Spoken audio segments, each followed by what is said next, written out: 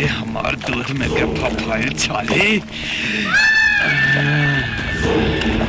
अरे रानी वाह, कितना मजा आवता। अपना जवानी के आग पानी में बड़ा मस्ती से बुझावता। तू ई ना जानलू कि हमार का हुई। एकर सजा मिली तोहरा, एकर सजा जरूर मिली, आप भरपूर मिली।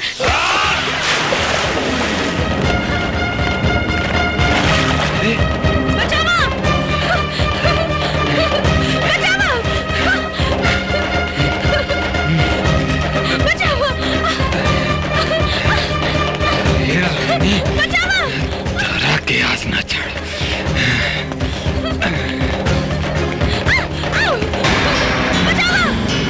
भाग के कहने जेबू। बचावा!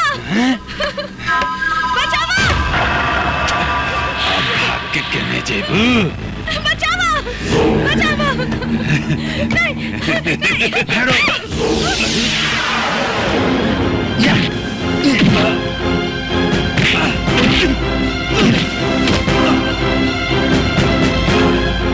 रहा ससुर तहार धुर छक छोड़ावता नहीं।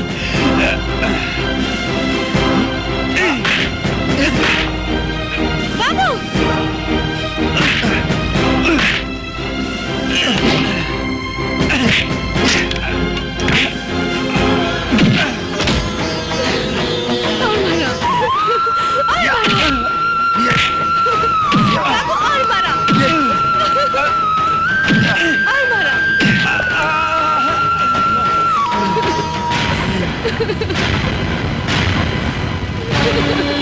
पारो,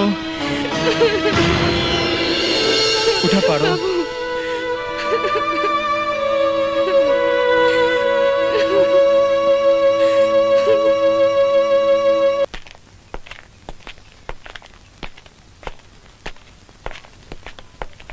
यार विजय नहीं दिख रहा। क्लास में फर्स्ट आया है, पार्टी देने के डर से कहीं छुप गया होगा। नहीं, विजय ऐसा नहीं है, जरूर कोई बात होगी।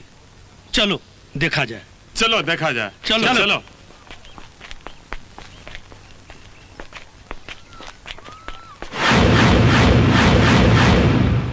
अरे यार हम लोग तुमको खोज रहे हैं, तुम यहाँ उदास बैठे हुए हो, क्या बात है? नहीं यार, ऐसी कोई बात नहीं है। दरअसल तुम लोगों से बिछड़ने का गम सता रहा है। पढ़ाई जो खत्म हो गई है। अरे तुमको किस बात का गम है? अमीर बाप के बेटे हो, प्यार करो, शादी करो और ऐश करो। अरे यार तुम तो ऐसे बोल रहे हो जैसे प्यार की कोई दुकान लगी हुई है, जहाँ मैं जाऊँ, प्यार खरीदूं, शादी करूं और ऐश करूं। अरे यार ये ऐसे नहीं समझेगा। चलो इसे प्यार की दुकान दिखा दी जाए। चलो उठाओ। चलो। अरे यार, अरे अरे यार, अरे राजा जी है, आइए ना।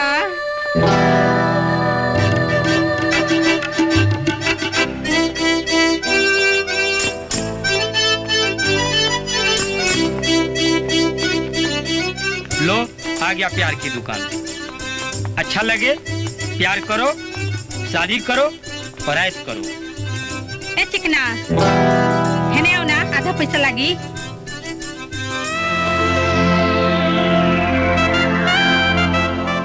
चल हमरा संगे पैसा ना लगी। चल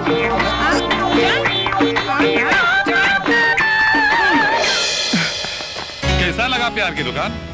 अरे यार अगर यही प्यार की दुकान है तो मुझे नहीं करना प्यार। इससे अच्छा तो हमारा गांव है, जहाँ के कन-कन में प्यार बसा हुआ है, जहाँ के हर वातावरण में प्यार।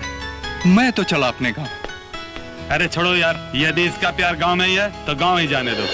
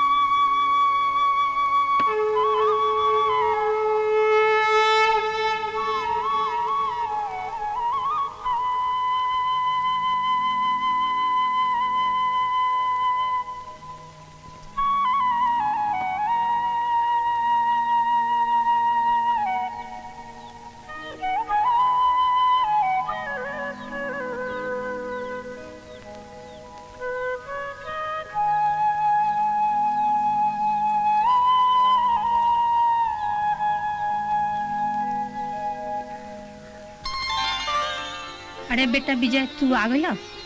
हाँ माँ।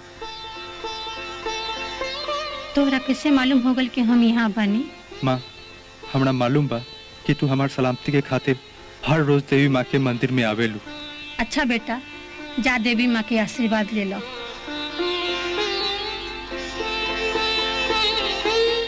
क्षमा करी देवी माँ।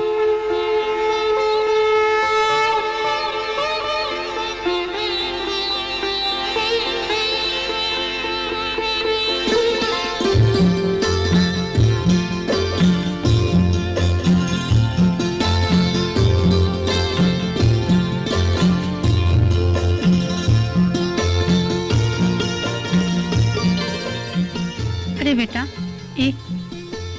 का करत रहो? माँ हम अपन देवी माँ के पूजा करतानी। हमरा लिए तो तू ही देवी माँ हो।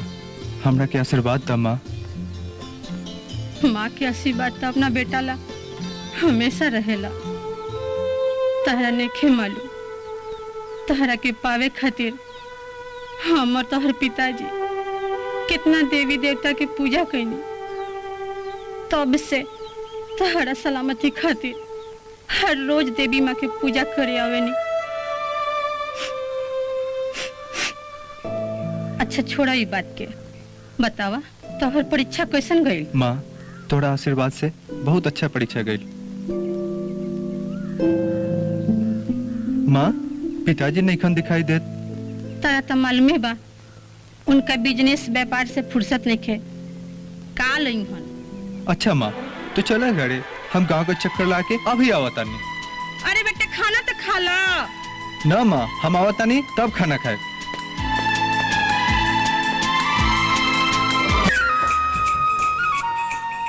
माँ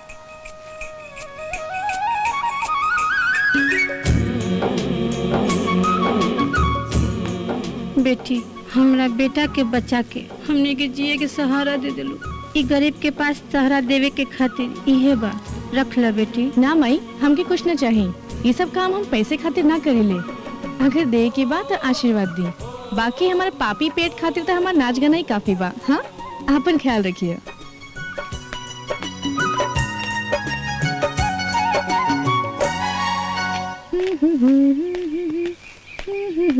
वाह का जवानी बा। हाँ यार नाक से ज्यादा नशा एकर जवानी में बा। उस्ताद छुओ मत एकरा के, ना तकर जवानी के नशा चढ़ जाई। अरे तू काहे चिंता केले बाड़ी? नशा तो एकरा उतारे एबे करेला। का हो ठीक कहा तानी नु? कमीना साली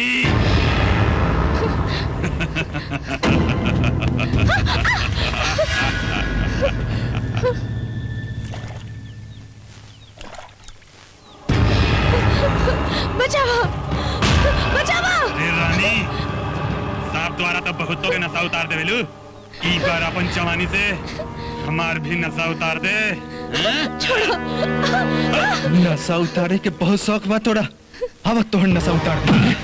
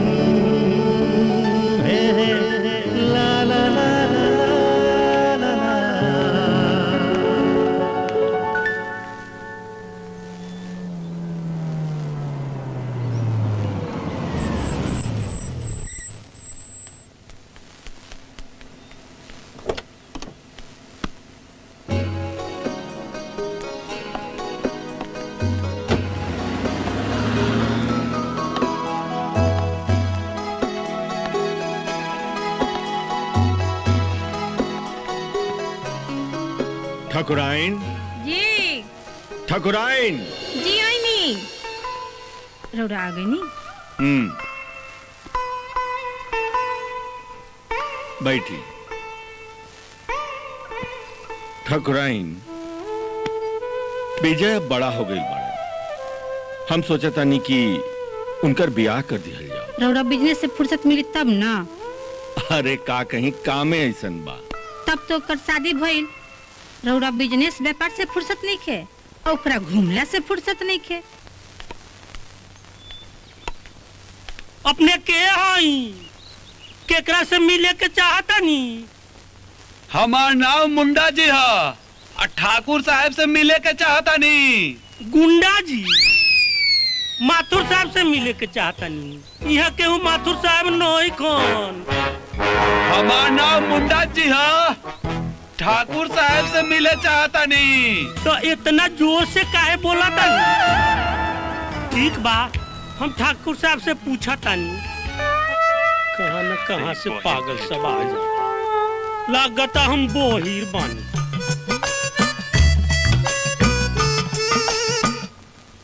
अरे छोड़ी। ठाकुर साहब गुंडा जी आइल बान। आऊ अपने से मिले के चाहता रहो।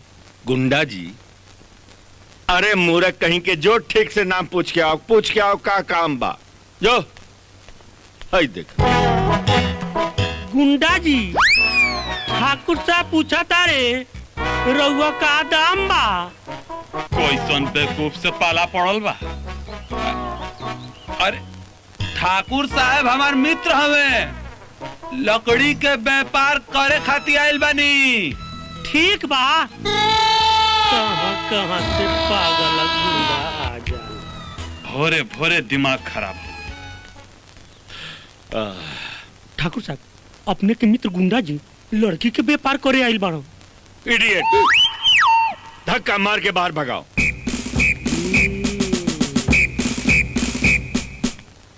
देख ली ना, एक नमूना रहुआ घर में पल्ले बानी। इडियट, लड़की के व्यापार करे। चला हम बोलो मुंडा जी आप। अरे बबुआ, हम तो तारा बाबूजी से मिले खातिर आए रहनी।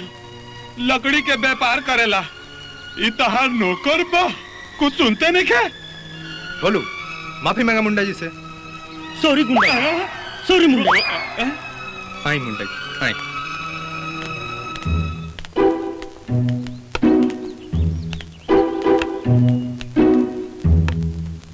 हाय माँ। हाय पिताजी।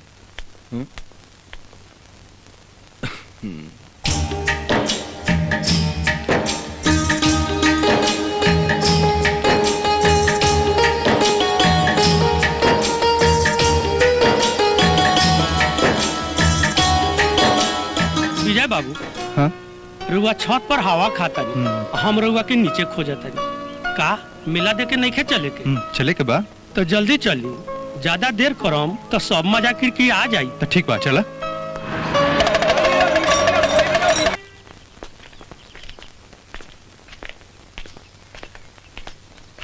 जब से चढ़ल जवानी हमरी गांव में मच गइल हल्ला। है बोलू है? जब से चढ़ल जवानी हमरी गांव में मच गइल हल्ला।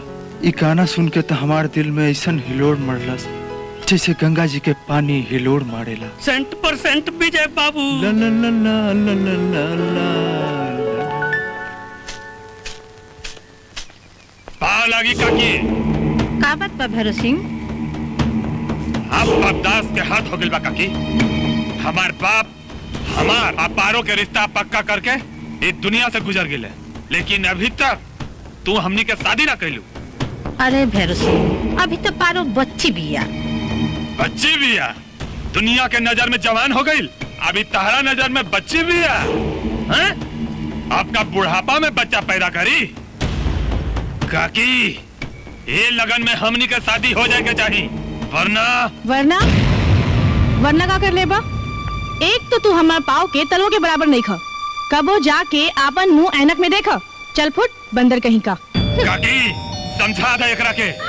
हमार चिरई आ हमरे से देख ले तोरा। हाँ जा देख ली हो। बंदर कहीं का।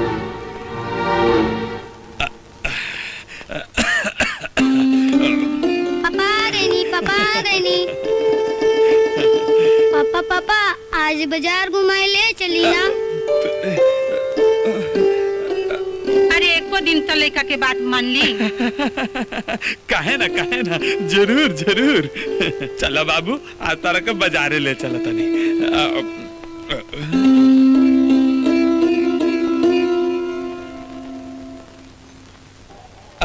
पापा पापा खिलौना खरीदना। अरे बेटा खिलौना ना ये तो खिलौनी है खिलौनी। खिलौना तो पंजाब में मिलेला बाबू।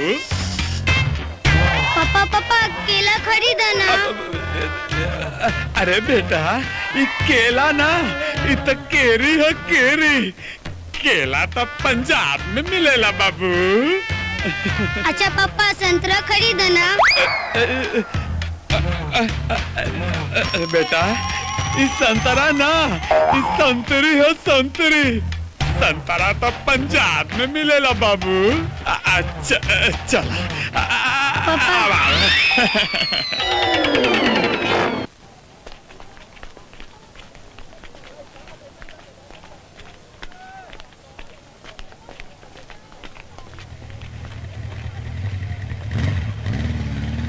पापा पापा ये लोग कहाँ जा रहल बा?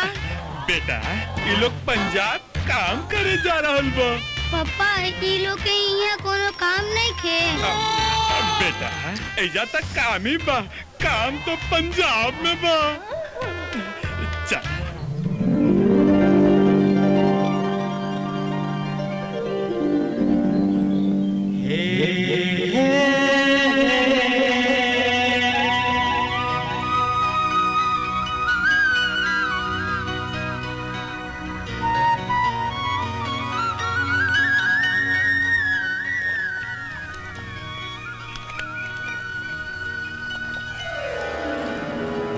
अरे बाबू तू का बात बा?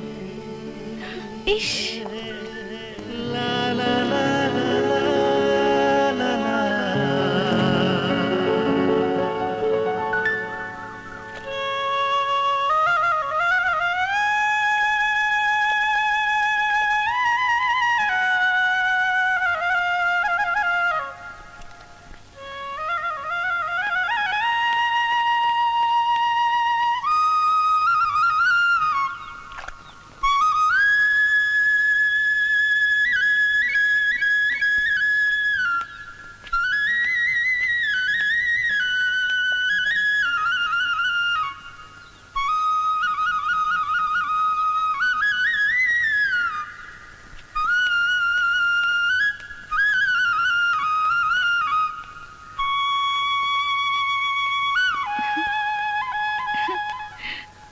तू यहाँ?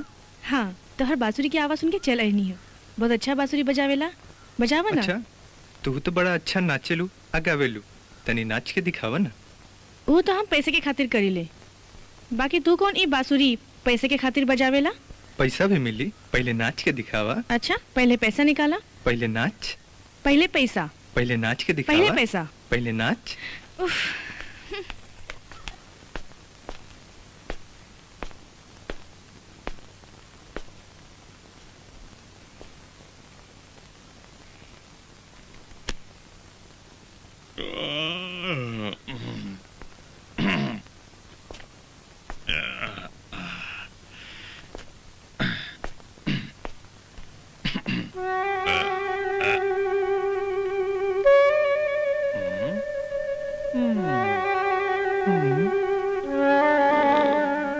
तब बच्चा लोगन अब हाजिरी बोलो लोगन।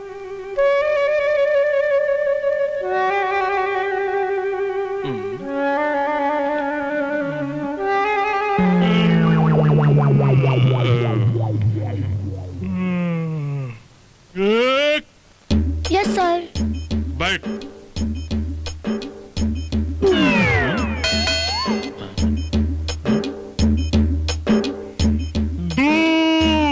जी सर। बैठ।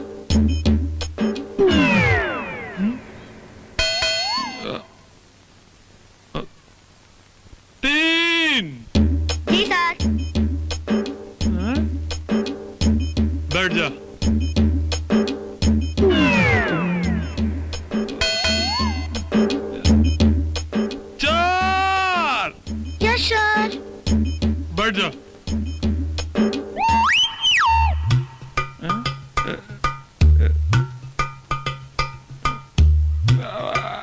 शिल्पी,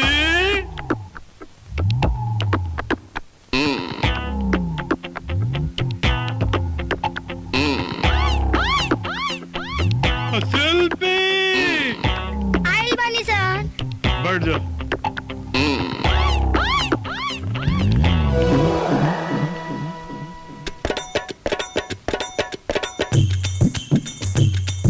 का रे, काहे लेट के ले?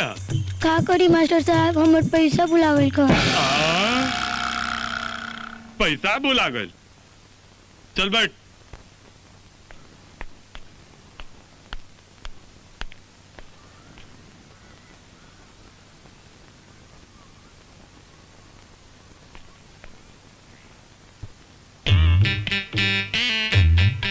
तू रे, का करी मास्टर साहब, हम इनकर पैसा खोजत रहनी।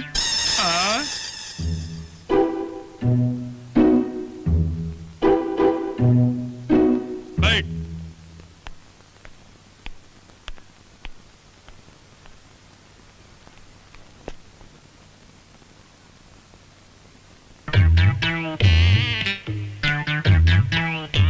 तू रे, का करी मास्टर साहब, हम इनके पैसा लाते दबले रहनी हो, ऐसे लेट हो गइल ह।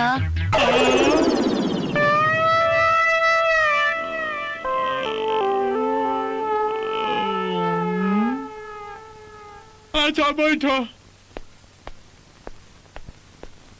ये तो साल के उस्ताद निकलल।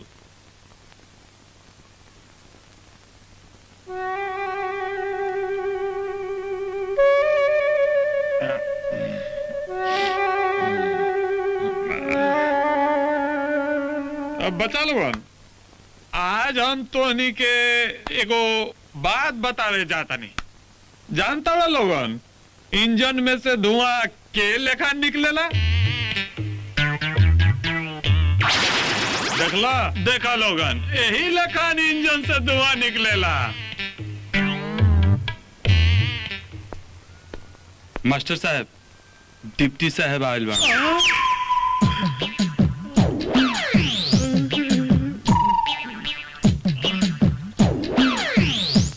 ठीक बा, तू जा।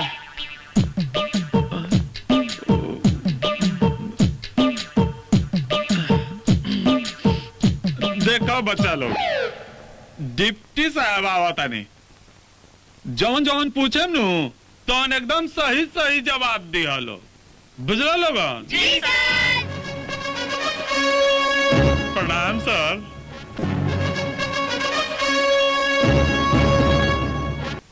एक बात बताओ, शिव जी का धनुष किसने तोड़ा? तुम बताओ। सर, हमने की तुलने। बैठ जाओ।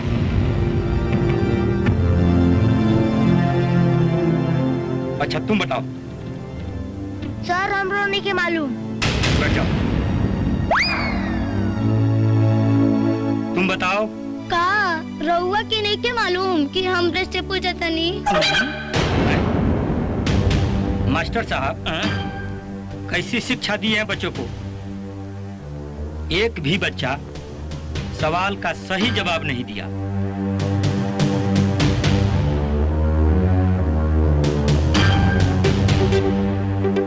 सर, एगो बात बताएं, हम धनुष नहीं तोड़ ले, एकनिये में से कोनो तोड़ ले वही सा।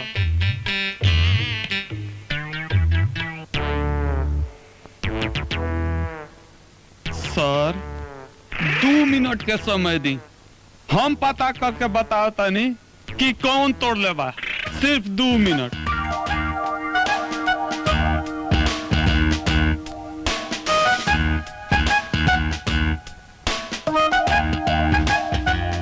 देखो बच्चा लोग, आज हमनी के इज्जत के सवाल सच सच बता दो लोगन कि शिव जी के धनुष के तोड़ लेवा, न तो आज तो तोहनी के खैर नहीं खे।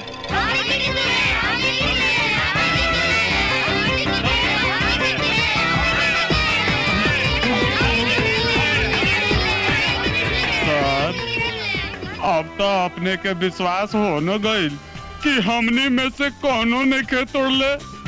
हम नहीं की तुले, हम नहीं की तुले, हम नहीं की तुले, हम नहीं की मास्टर साहब, न तो आपकी गलती है और न इन बच्चों की गलती है। ये तो व्यवस्था की गड़बड़ी है। कैसे कैसे लोगों की बहाली शिक्षा में हो रही है। जब शिक्षा का ये हाल है तो इन बच्चों के भविष्य का क्या होगा?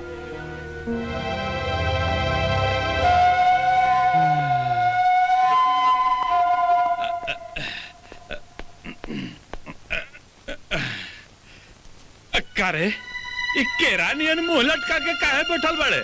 स्कूल नहीं खे जात।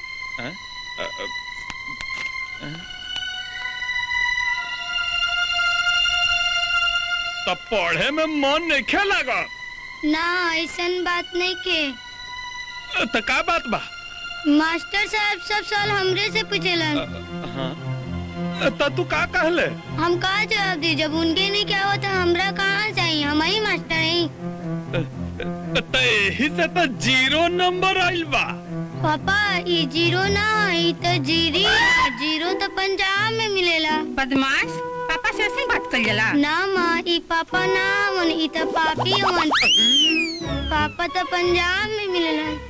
अरे तोरा छोड़ी, ठीक है तो कहता। आज तक अपने पढ़ाई लिखाई खतरा कोयले का बनी। एगो किताब को भी तो कीन के देनी ना। आ ऊपर से लेकर के अच्छा परीक्षा करके उम्मीद करता नहीं। सुना, हमरा ठाकुर साहब के हवेली पे जाए के बा। बड़ी जोर से भूख लागल बा। जल्दी से खाना दा हमरा के। ले तनी।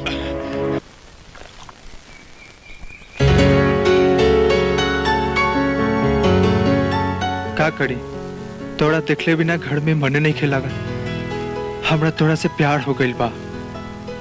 हमार जान तोड़े में अटक गइल बा।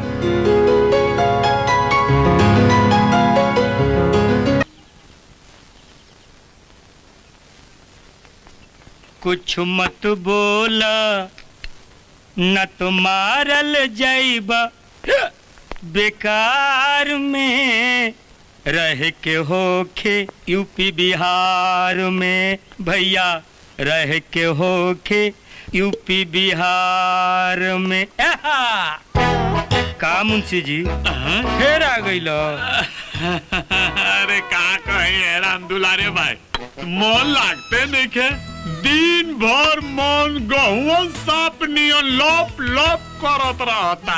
तो चलो ही नहीं हो। अरे तनी मन पर काबू रख। मन पर सुना, पहले के 36 रुपया आ एकर भइल 22 रुपया। सब देइए के जई हो। अरे राम दुलारे भाई, कुल मिल जाई, कुल मिल जाई। बाकी दाम बड़ा बढ़ा देले वाला। अरे का कहतर मुंशी जी, देखत नहीं खो कौन चीज के दाम नहीं खे बढ़ गई। तू ही बताव। ये तो बात बा, कमाई होखो चाहे मत होखो, बाकी महंगाई सुरसास मुंह पवले खड़ा बा। ये बात ठीक कहला। का बकवास चलता मुंशी जी? बैठ बोलवा बैठ। राम दुलारे भैया, ये तो खूब रात दिन दाम बढ़ावता है। रउआ तो रात दिन शराबे के फिकिर बा। तनिको सोचनी है कि परिवार के रहन सहन खर्चा बर्चा कैसे चली। अरे बोलवा, तू बुरबक के रह गइले। अरे बोलवा, जगरा शराब के लत लाग गइल, ओकरा घर और परिवार से का मतलब, आ बाल बच्चा से का मतलब रे बोलवा? ले तू पियो, एक गुट तू ले। सी बड़ी शराब सर से सुनो, बहुत महंगा शीशी बा। तूरा जान अब बहुत पी ले बा। अब चल जा, न तो रास्ते में बहर जीव कहीं। चलो चलो जल्दी चलो।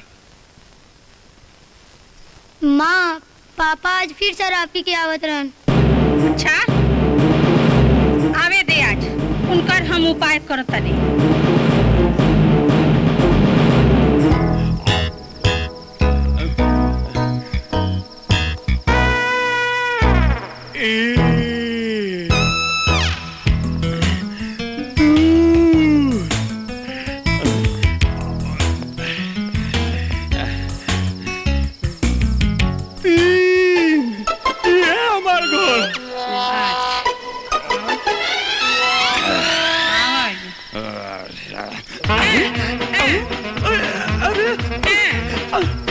जय हो बक्सर के नाथ बाबा। आवाज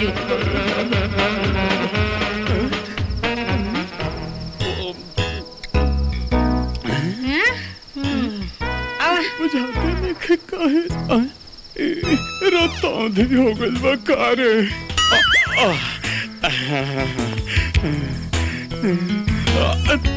तीन ये हमार घर ह।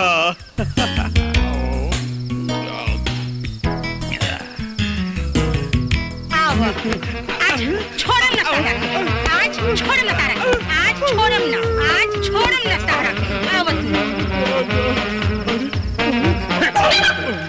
ए मनसी जी रहुआ कहाँ भागतन?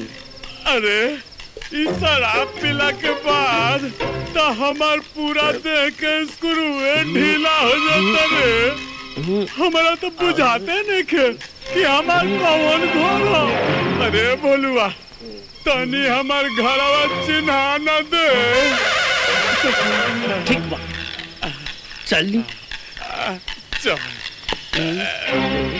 आवा आवा तोहरा दुखरन झड़तन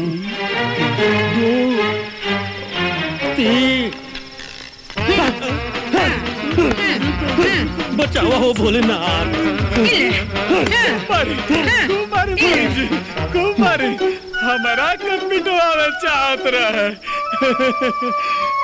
हमार जान बाचल है भगवान। अच्छा हम तोहर बहिन लागतनी हाय के ह चल बता। अरे तू के हवा ए बाबू।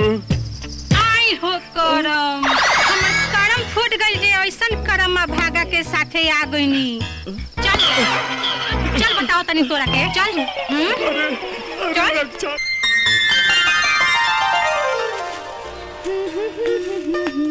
ई सवेरे सवेरे कहाँ जाता रू? माई हम तालाब पे पानी भरे जाता नहीं। पानी भरे आकी और कौन बात बा? माई हम आई तो सब कुछ बताई।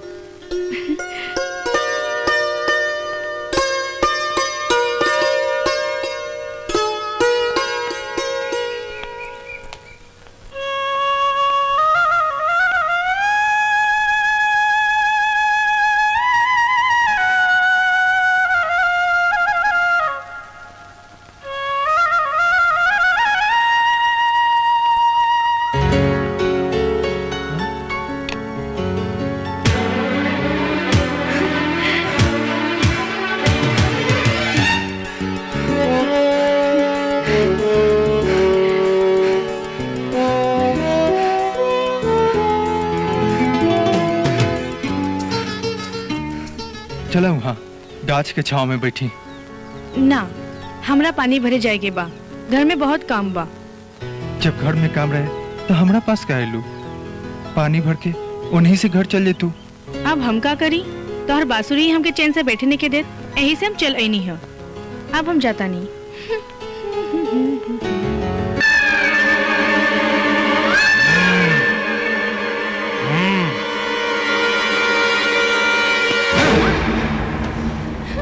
वाह जवान मर्द के साथ है बड़ा मजा आवता। छोड़ हमके। हमार का हुई जे तोरा साथ मंगनी भइल बा।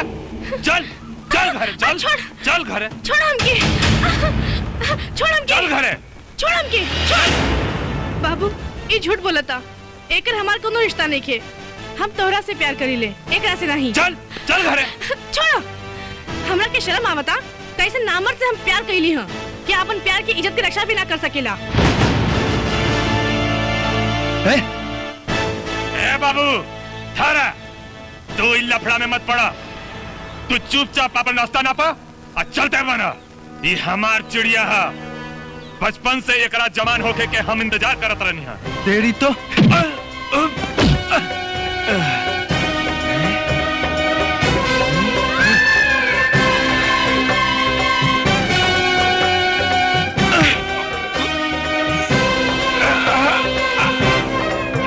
खिलौना अपना पास रखा केहू बच्चा के डरावे के काम आई। ये तोहार पहला गलती बा, ये लेके तोहरा के माफ करता नहीं। काहे कि तू पाड़ो से प्यार करता रह। अगर ये गलती केहू और कैले रही तो यही जगह धरती में दफना देती। और हाँ याद रखा गलती के माफी बार बार न मिली। चलो पारो। देख ले तोरा के।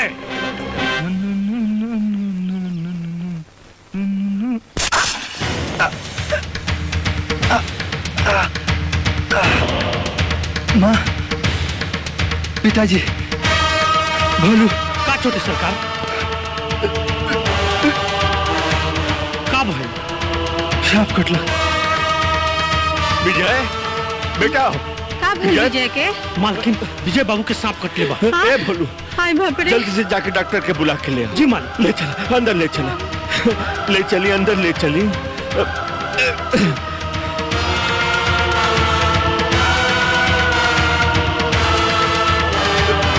हाय बाप रे। बाबू का बाबू बाबू के। आई डॉक्टर साहब आई। डॉक्टर साहब, देखी ना हमारे बेटा के सांप काट ले बा। देखी तनी इलाज करी।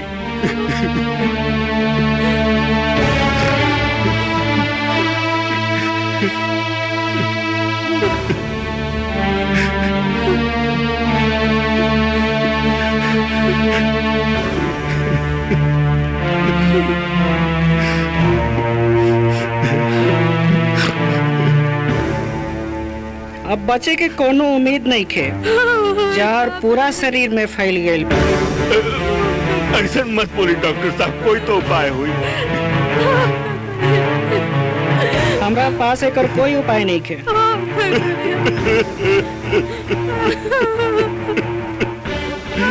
मालिक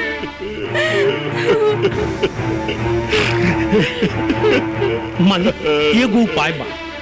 यदि सपेरा चाहे तो जो सांप कटले बा ओकरा के अपना बीन द्वारा बुला के शरीर से जहर चुसवा सकता। भोला भोला सौंसे जवार में खबर फैला दे। जितना सपेरा बा सबके लेके जी आ। मालिक। जल्दी जा, जल्दी जा।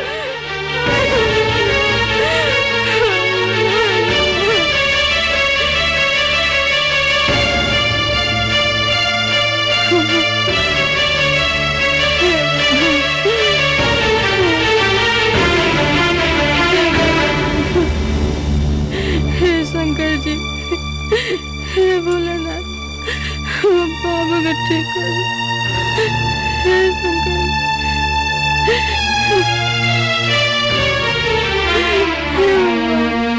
उपाय तो बताओ। आई बाबा आई। देखी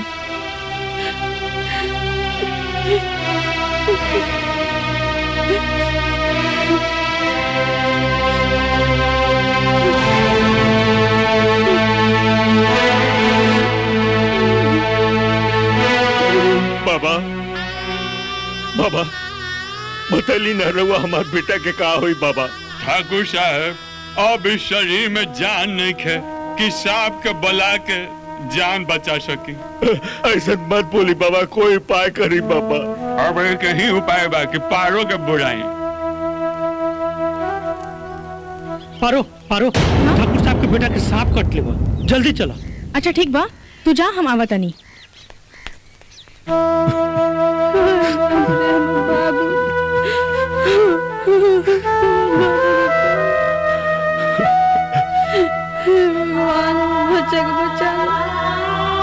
बेटी चला यहाँ से। इनकरा के बचावे के चक्कर में तोहर जान चल जाई। काहे के तू जाना तरू ई कोनो साधारण नाग नेखे कटले। एकरा बुलावे के खातिर तारा अपना नाभि से बीन बजा के आवाज निकाले के पड़ी, जेकरा में तोहर जान भी जा सकेला। बेटी चला चला यहाँ से। हाँ माई चला।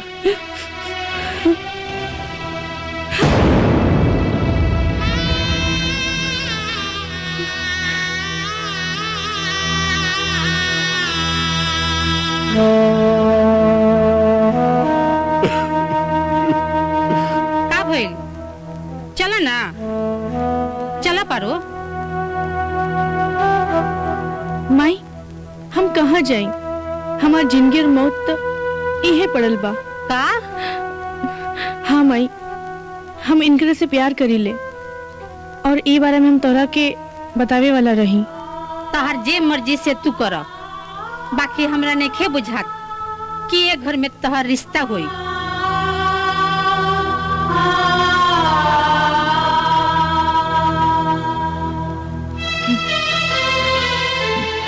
ठाकुर साहब,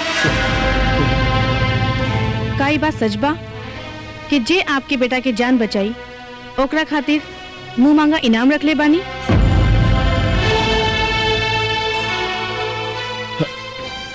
हाँ, ये बात सच बा। जे हमार बेटा के जान बचाई हम ओकरा के मुंह मांगा इनाम दे। सोच ली ठाकुर साहब। एगो कहावत सुन लू है ना, रघुकुल रीत सदा चली आई, प्राण जाई पर वचन न जाई। ठाकुर प्रताप सिंह के वचन बा, ठाकुर प्रताप सिंह के। तो ठीक बा ठाकुर साहब, याद रखें अपन वचन के।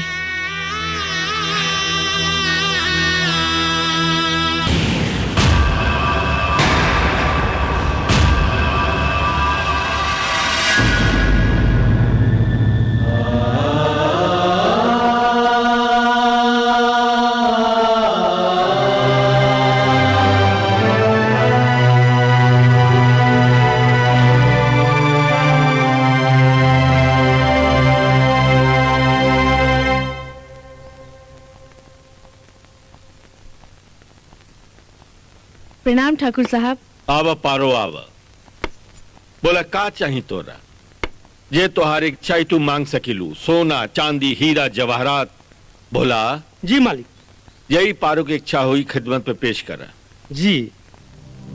हमके ये सब कुछ ना चाहिए। तो का चाही पारो? मांगवा का मांगत रू? का चाही तोरा पारो? ठाकुर साहब, हमके आपका बेटा चाहिए। का तोहार दिमाग तो ठिकाने बा? तोरा पता बा तू का मांग रहल बाड़ू? हाँ ठाकुर साहब, हमके मालूम बा हम का मांग रहल बानी। शायद आप अपन वचन भूल रहल बानी। ठाकुर प्रताप सिंह अपना वचन के ना भुलाए, और हम ठाकुर प्रताप सिंह हैं। पारो, दाद देवे के पड़ी तोहार दिमाग के कि एक तीर से तू दूध शिकार करे के कोशिश कर रहल बाड़ू। अरे विजय हमारे इकलौता बेटा हा, अगर वो चल जाए तो इस सारा जायदाद अपने आप चल जाए। मरता छोड़ा कुछ और मांग ला। ना ठाकुर साहब, हमके कुछ और ना चाहिए। या तो आप अपन जबान पलट दी, या एक बार अपन बेटा के बुला के पूछी। अगर वो मना कर दी है तो हम चल जाए। पारो, तोहरा जग अगर कोनो दूसर लड़की होइत ना तो अगर गर्दन धड़ से अलग कर देती। आगे तोहर एहसान बा हमरा ऊपर, वही से हम तोहारी गुस्ताखी माफ करता नहीं। वरना वरना का जान ले हम ई पूछत हई, ऊ बेरा कहाँ गए रहे राउरी खानदान आन बान शान, जब आप अपने बेटा के जिंदगी खातिर हमारे सामने गिड़गिड़ावत रहनी? बोली। पारो, अपना औकात तू मत भुला।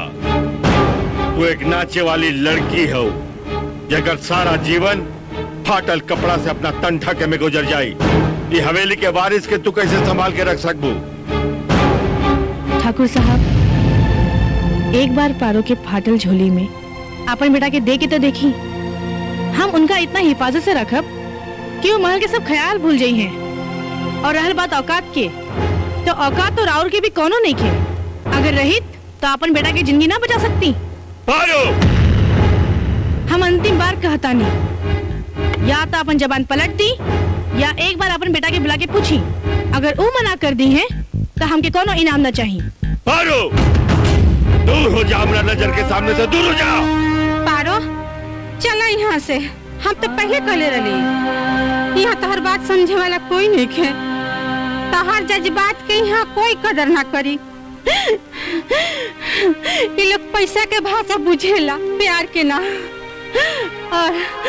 और जब प्यार के परिभाषा नहीं समझत, ओकरा पछतारा ऐसा दिल नहीं हो सकत जे अपन जान जोखिम में डाल के दोसर के जान बचा सके। समझ लो। चल यहाँ से। ठीक बा, चला यहाँ से। हम चाहता हूँ बाकी हमारे प्यार में कोनो सच्चाई रही तो आपके बेटा खुद एक दिन चल के हमारे पास आई है। प्रणाम। चल माई चला।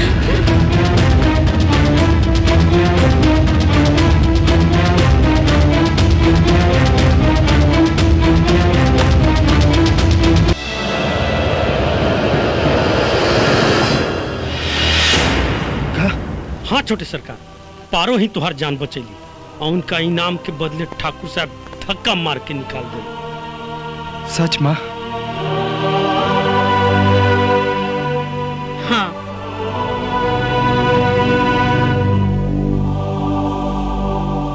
विजय, चाय से पहले माँ के आशीर्वाद ना लेबो बेटा। माँ, हम पारो के बिना नहीं की जिंदा रह सकते।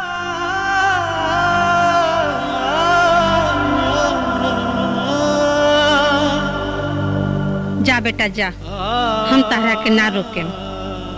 तू अपन प्यार के फर्ज निभाव।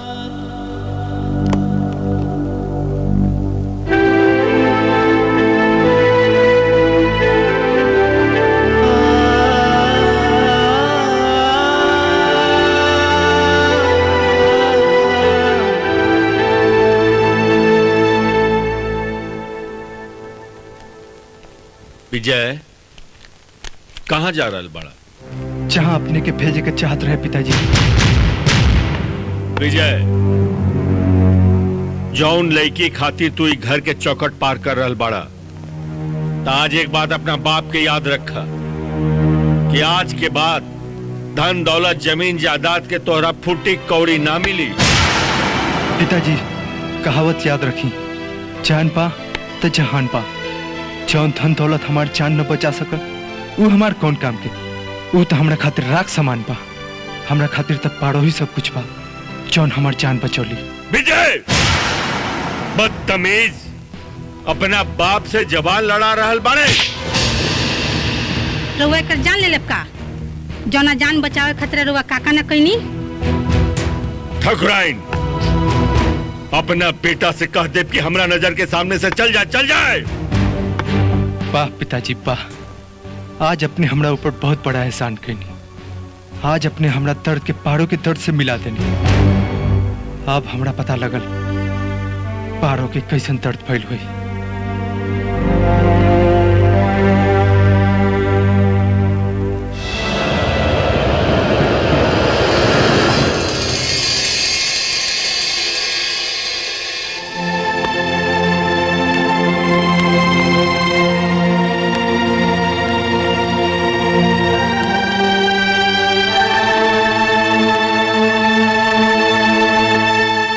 सरकार, आज रहुआ बड़ा चिंतित बानी। हाँ मुंशी जी, विजय लेकी खातिर घर छोड़ के चल गई बा। बस इतने खातिर इतना परेशान बानी? सरकार, ना रही बांस और ना बाजी बसुड़ी।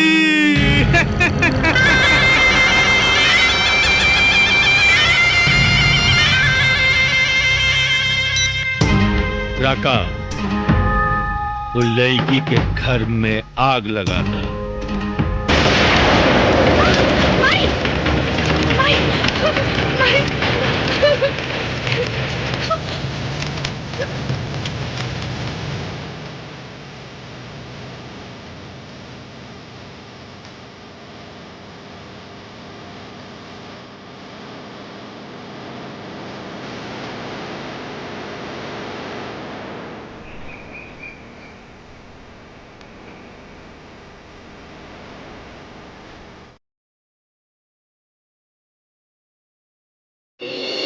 गाड़ी बन भैया, हमरा के ले चलबा। कहाँ जाए के बा? ई तो हमरा मालूम नहीं खे, बाकी गांव से बहुत दूर जाए के बा। ठीक बा, बैठी आके, हम जहाँ तक जाए वहाँ तक पुगा देम।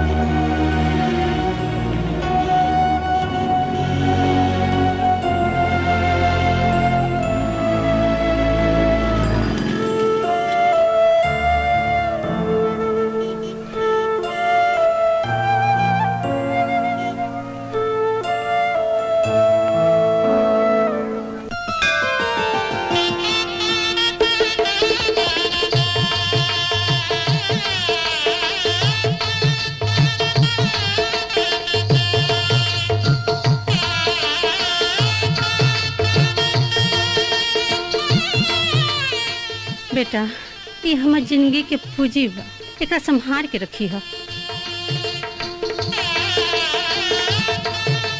माई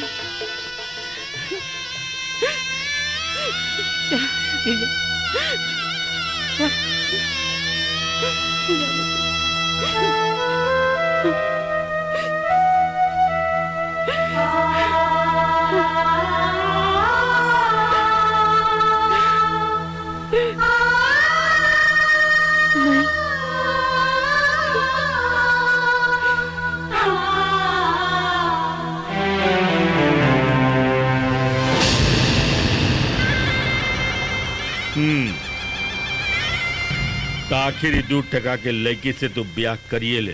पिताजी अपने के पाड़ों के बहू नहीं के माने के तो मत मानी, बाकी इनका के कुछ न कही। चला पाड़ो।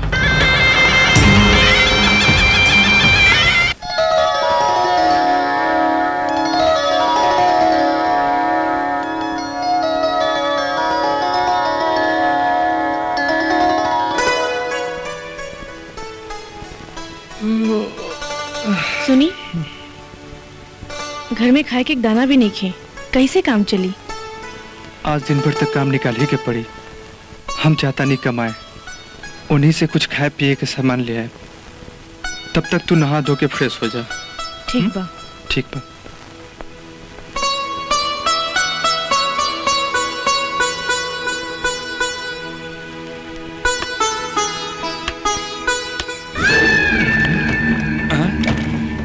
हमार दूध में क्या फफाइल छाली। अरे रानी, वाह कितना मजा आवता। अपना जवानी के आग पानी में बड़ा मस्ती से बुझावता। तू ई ना जानलू कि हमार का होई। एकर सजा मिली तोहरा, एकर सजा जरूर मिली, भरपूर मिली।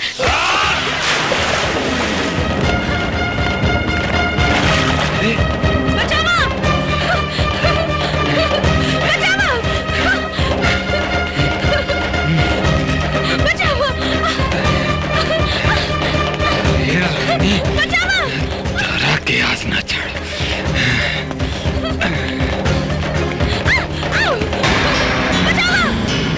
भाग के कहने जेबू।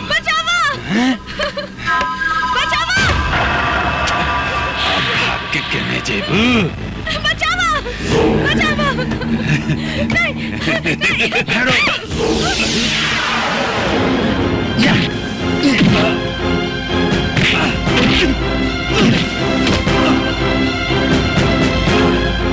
रहा ससुर तहार धुर छक छोड़ावता नहीं।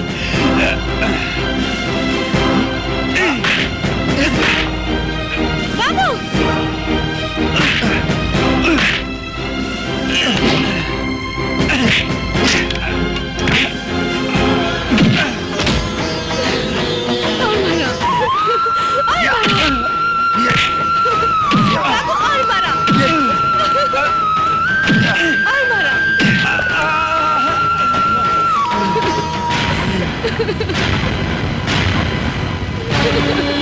पारो,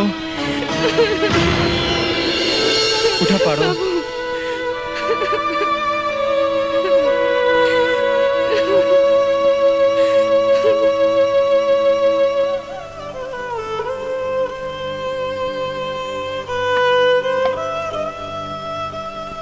मालकिन खाना खा ली। विजय के बहुत याद आवत भोलू। पता ना वो खाना खैले होई कि ना होई।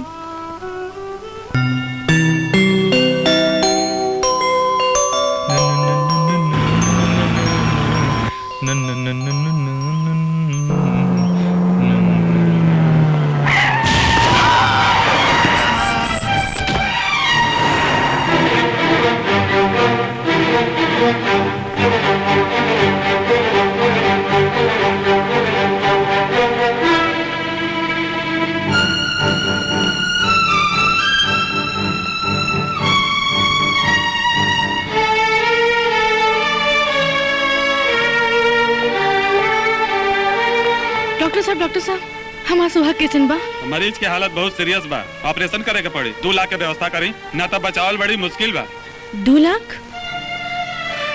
हे भगवान, 2 लाख कहाँ से आई?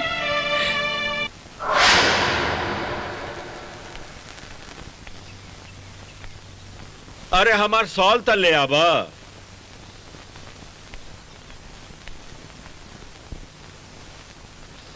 आज विजय के बहुत याद आ रहल बा।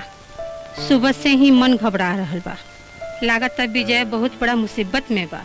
ओहो, कितना बार कहनी की जतरा के समय अशुभ बात ना बोलल जाला। लावा। ठाकुर साहब, ठाकुर साहब हमार मदद करी, हमार मदद करी। आखिर ऊंट पहाड़ के नीचे आइए गए। अब कल ले आयल बाड़ू। हम अपन पति की जिंदगी खातिर आपसे भीख मांगी आयल बानी। विजय बाबू हॉस्पिटल में बाड़े। उनका ऑपरेशन खातिर 2 लाख की जरूरत बा। हमार मदद करी ठाकुर साहब, हमार मदद करी। हम कहले रही ना कि हमार बेटा ही हवेली में शान शौकत से पलल बा। तू ओकरा के हिफाजत से ना रख सकबू, बाकी तू तो दिन बड़ा शान से कहले रहो। अपना बेटा के पारों के ही फाटल झोली में डाल दी।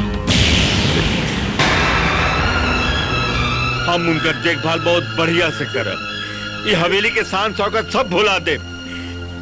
अब का भाई, हम तोहरा के फूटी कौड़ी भी ना दे। ना ठाकुर साहब, ऐसा मत करी। विजय बाबू मर जाइए। हमार सुहाग के बचा ली ठाकुर साहब, हमार सुहाग के बचा ली।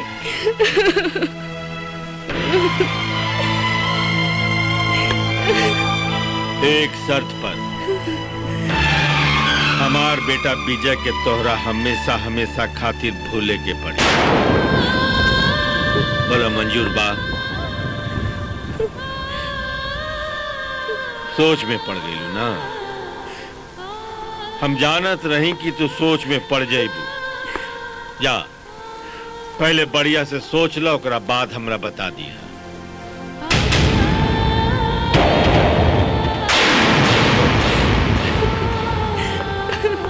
ठाकुर साहब, रउआ इंसान न पत्थर दिल बानी।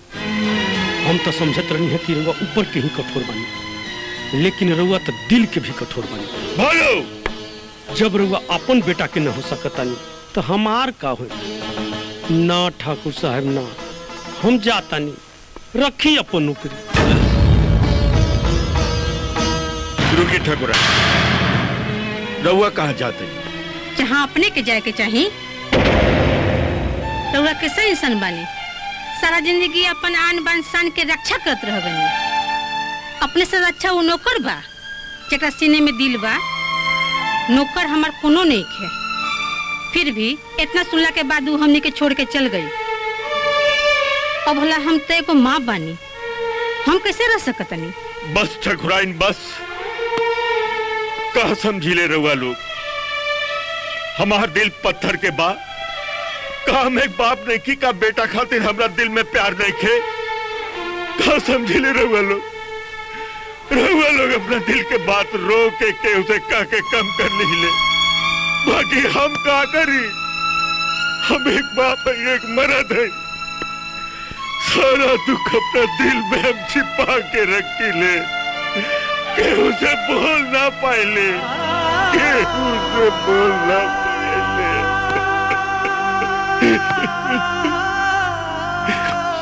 ठीक बा, हम जाता नहीं रहुआ बेटा लगे। बाकी बात के पता न चले। और दूसरी बात, पारो के हमी घर के बहू का भूना बना सकीले। पारो से हम कल जितना नफरत करत रही, आज उतने नफरत करी ले। ठीक बा, जाता नहीं।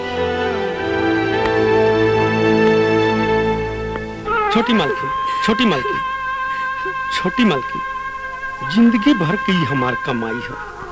एकरा के ले ली, विजय बाबू के ऑपरेशन में काम आई। ना बोलू, ऐसे काम ना चली। हम सोच ले बानी कि हम ठाकुर साहब की शर्त मान जाए। ठाकुर साहब की शर्त हमारे प्यार की जिंदगी से कम बा।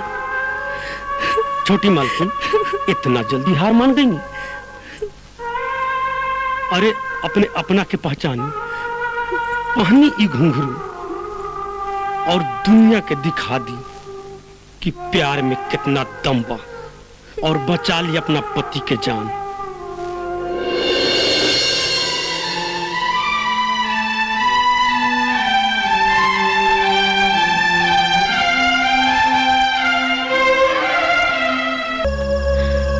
बोलू चलो वहां बैठल जाओ।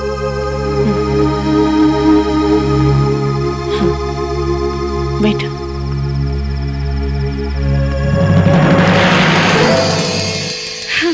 बोलू ऑपरेशन के पूरा पैसा जमा हो गई। अच्छा विजय बाबू अब ठीक हो जाइए। हाँ अब वो ठीक हो जाई है। अच्छा चला अब तू जा, जाके सो जा, बहुत रात हो गई बा। ठीक बा छोटी मालकिन।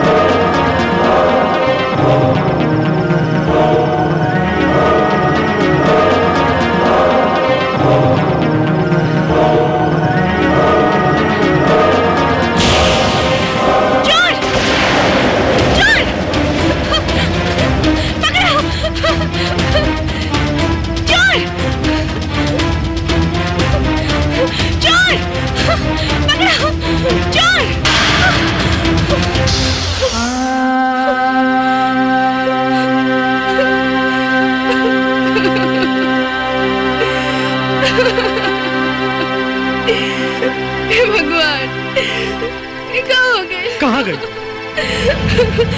मालूम नहीं के सब पैसा लेके भाग गए। हे भगवान अब हम क्या करें?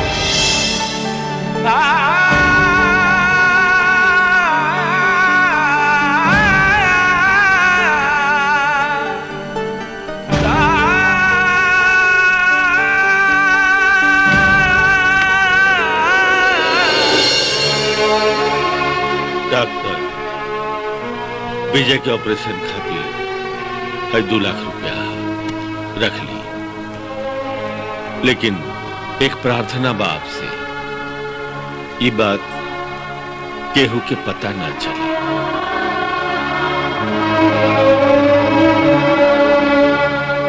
ठाकुर साहब अपने और यहाँ भोला हम कुछ कहे के जरूरत नहीं है, हम सब कुछ देख और सुन ले बानी। भोला अब जब तू सब कुछ जान गई बाड़ा, देख वादा कर ये बात तो केहू से मत कहिया। ठीक बा सुना, विजय बुआ के साथे साथे रही। जैसन अपने की इच्छा, अपने धन्य बानी मालिक।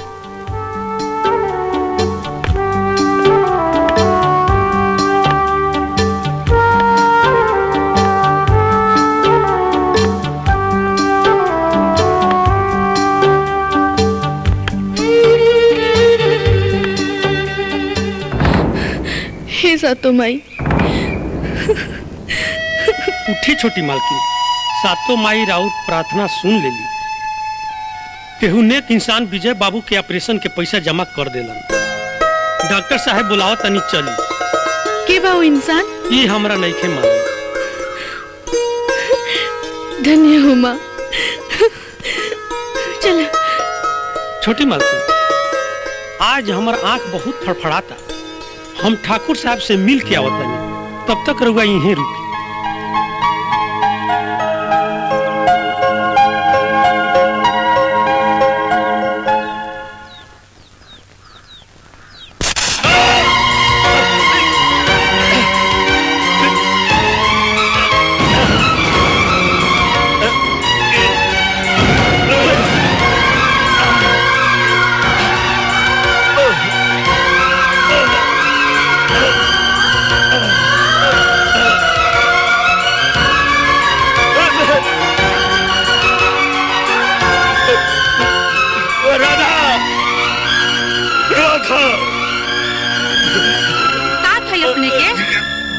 अपने के का भइल? उठी का भइल अपने के? भोला रामू का भइल मालकिन?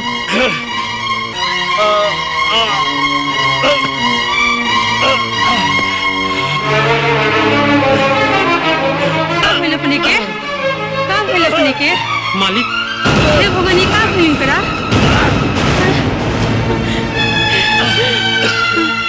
हे भगवान ई का भइल?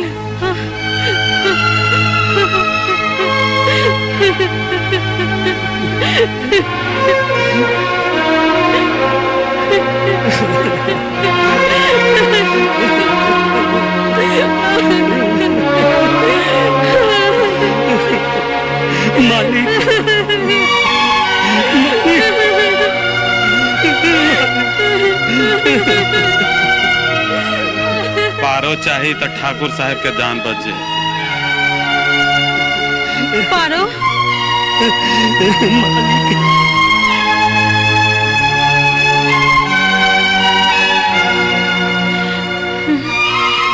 बेटी तो हर सुहाग के रक्षा तो हो गई। माँ के कृपा से विजय भी अच्छा हो जाए, पर हमार सुहाग बचा लो बेटी। ठाकुर साहब के सांप काट ले बा, हम तो हर एहसान कभी ना भुलाई। का बेटी हमहू आइल रहनी ठाकुर साहब के सामने आपन सुहा के भीख मांगे, बाकी ऊ का दिले ताना ठोकर। अपने यहाँ से जाई, हम कुछ ना कर सकेले। ना बेटी ऐसा मत कहा बेटी, हमर सुहाग के बचा लो। हम तोहर आगे हाथ जोड़ता नहीं बेटी, हम तोहर पाँव पड़ता नहीं। ठकुराई ये का करता नहीं? पत्थर पर सर पटकला से कुछ न हो। अरे छोटी मालकिन तो पत्थर हो गई बा, उनका अंदर बदला की भावना आ गई बा। अरे अब ऊ पारो ना रहली जेकरा अंदर दया और इंसानियत रहे।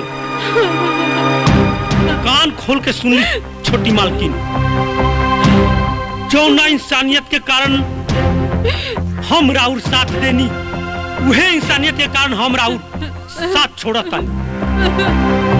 लेकिन जाते जाते ठाकुर साहब के देहल वचन के भी तोड़ जाता है।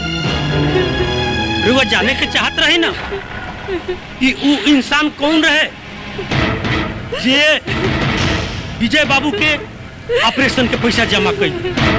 तो सुनी, वो इंसान ठाकुर साहब ही पाड़ा जे विजय बाबू के ऑपरेशन के पैसा जमा कई, और आज भी रउआ से उतना ही नफरत करता रे।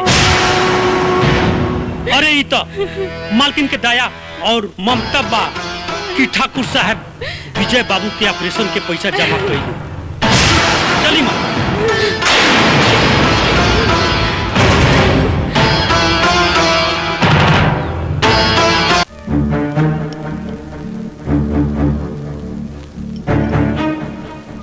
कैसन हालत बा डॉक्टर साहब?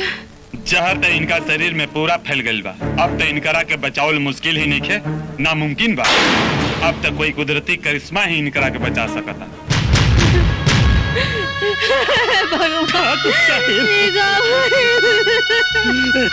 हवेली का शान खत्म हो गई। हाँ हो पारो रही तो ठाकुर साहब के जान बच जाई।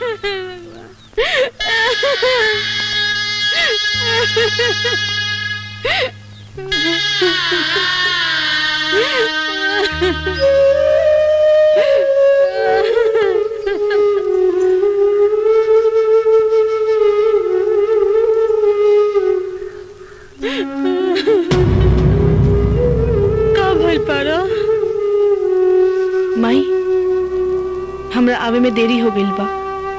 जहर पूरा शरीर में फैल चुकल बा और नस भी बंद हो गई बा। हमके माफ कर दी। ठंडा हो गई तोहार दिल, ले लू अपन बदला। आखिर अपन औकात दिखाइए दे लू। अब अलू हम मरला पर झुट्टो के आंसू बहावे। कौनो उपाय कर बहू, हमर सुहाग के बचा ला। हम तहर आगे हाथ जोड़तानी।